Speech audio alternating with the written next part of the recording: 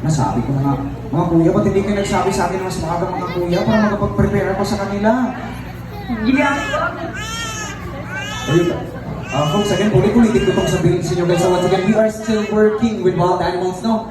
As much as we want to train them, we don't want to change their behavior. Sabi kasi ng ating mga trainers, nawala daw po si Piolo at si Daniel sa likuran at nakatakas daw po. At nandito lang daw po sa ating harapan, maybe check under your seats na lang daw po, folks. Or baka dyan sa likuran nyo, yung papagalit, tulungan nyo kami hanapin ang aming mga hayop, papagalitan kami sa bus namin, okay? And guys, kung ano mang makita nyo, just relax lang at huwag kayong magpanik, alright? At yan ba mga kuya? Ako kinonfirm na nga nila, folks.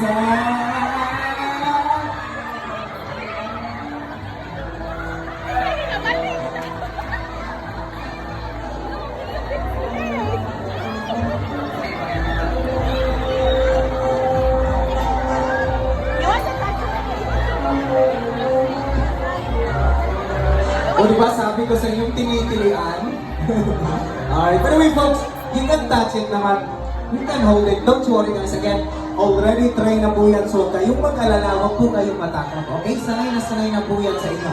Sa mga bisita natin na hindi pa nakapag-experience sumawak ng ahas, ayan, lapitan po natin sina Kuya Gucci at Kuya Siren. Pero, konting paalala lang, pwede niyong hawakan ng ating mga ahas. Huwag lang ang ating mga trainers. O joke lang, okay. Ay, wait lang nga. Hintayin lang muna natin sila. Wag sa ilong ha, wag sa ulo. Again, if you want to take some photos or videos, pwede po. Basta off lang natin yung flash. And guys, gusto nyo mawakan, please guys, be gentle lang po sa ating mga sayang. Alright? Okay, ayan. Wait lang natin sila kuya. Wait, thank you so much mga kuya for finding Piolo at Daniel.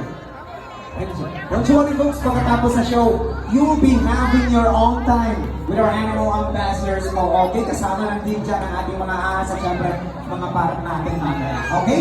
Now, thank you so much sa inyo mga kuya. Now guys, before you meet Piolo at Daniel,